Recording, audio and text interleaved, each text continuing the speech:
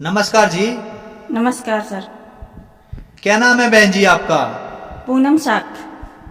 बहन जी आप कहाँ के रहने वाले हैं? मैं इटावा यूपी की रहने वाली हूँ। बहन जी संत रामपाल जी महाराज से नाम दीक्षा आपने कब ली? 2008 में। संत रामपाल जी महाराज से नाम दीक्षा लेने से पहले क्या आप कोई भक्ति साधना भी करते थे? मैं भगत जी दुर्गा देवी की भक्ति करती थी।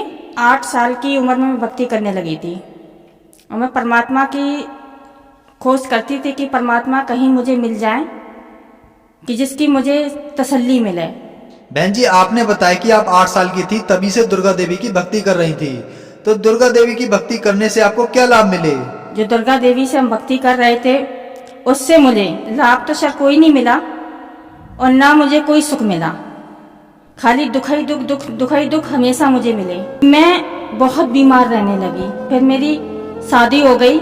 मेरे पति को बीमारी ने घेर लिया, हमें सब बच्चों को, मुझे, सब लोग हम बीमार रहने लगे। आज स्थिति मेरी सारी खराब हो गई। हर तरीके से हम परेशान रहने लगे थे। कोई मुझे लाभ नहीं मिला। बहन जी आपने बताया कि आप 8 साल की थी तभी से दुर्गा देवी की भक्ति कर रही थी, उस भक्ति से आपको कोई लाभ नहीं मिला, आपकी आर्थिक स्थिति खराब हो गई, तो फिर संत रामपाल जी महाराज के बारे में जानकारी आपको कहाँ से मिली?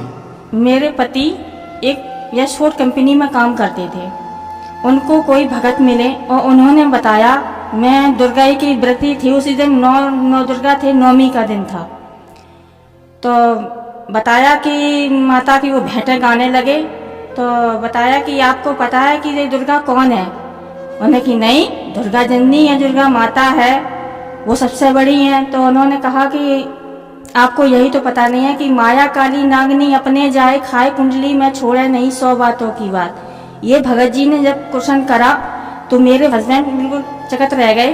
तो उसके बाद मुझे बताया आके घर पे कि ये तो कुछ भी नहीं है, परमात्मा तो कोई और है और हम लोग इनकी भक्ति करते हैं, जभी तो हम लोगों को दुख आते हैं और इसीलिए हमेशा हम दुख ही दुख हमें मिल रहे थे। और उसके बाद संत रामपाल जी महाराज की शरण में सबसे पहले मेरे हस्बैंड पहुंचे और उसके बाद 1 महीना के बाद संत रामपाल जी महाराज से नाम दीक्षा लिया। बहन जी हमने सुना है कि संत रामपाल जी महाराज से नाम दीक्षा लेने के बाद श्रद्धालु को बहुत सारे लाभ प्राप्त होते हैं, तो क्या आपको भी लाभ प्राप्त हुए संत रामपाल जी महाराज से नाम दीक्षा लेने के बाद? हाँ सर, मुझे टाइफाइड हो गया था, तो डॉक्टर ने चेक करा। पहले तो बहुत दिन तक ऐसी दवाई देता रहा, फिर बोल दिया कि अब सफदरजंग चले जाओ। सफदरजंग हॉस्पिटल गए तो उन्होंने चेक करा तो मुझे खून में इन्फेक्शन था, मेरे टाइफाइड हो गया था और मेरे बच्चादानी के अंदर गांठ थी। मेरे जो पति को टीबी थी वो 5-6 साल से थी। बहुत दवाई खिलाई, हर तरीके से उनको जगह जगह पर इलाज करवाया, कहीं ठीक नहीं हुए और सारे डॉक्टरों ने मना कर दिया था कि ये तो परमात्मा ही ठीक कर सकते हैं अब तुम्हें। तो मैंने कही हम सतगुरु रामपाल जी महाराज से प्रार्थना लगाएंगे।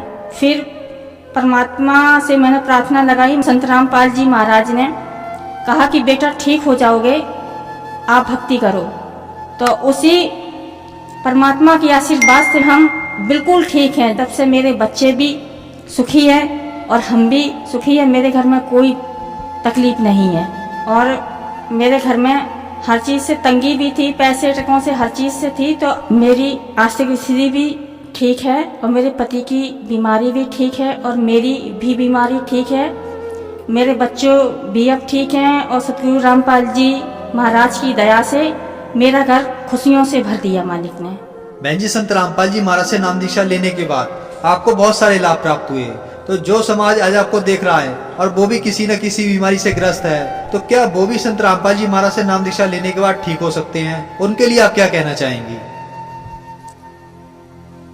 मैं अपनी बहनों और भाइयों को सबको यही कहती हूँ कि सतगुरु रामपाल जी महाराज की शरण में आओ और आप हर जो दुखी, हर किसी से बीमार है, कोई पैसों से, कोई धन से, कोई बच्चों से, कोई बीमारी से, कोई कैंसर से, हर तरीके से कहीं लाभ नहीं मिल सकते। किसी भी मंदिर या मस्जिद में जाओ कहीं नहीं मिल सकते लाभ। ये सतगुरु रामपाल जी महाराज ही एक ऐसे है, एक ऐसा यहाँ पर दरबार है कि यह लाभ मिल सकता है और कहीं भी नहीं मिल सकता है। आज मनुष्य शरीर मिला है तो सिर्फ भक्ति के लिए ही मिला है और सतगुरु रामपाल जी महाराज के शरण में आओ यही लाभ मिलेगा और भक्ति करो और अपना कल्याण करवाओ। बहन जी, संत रामपाल जी महाराज से नाम दीक्षा कैसे ले सकते हैं?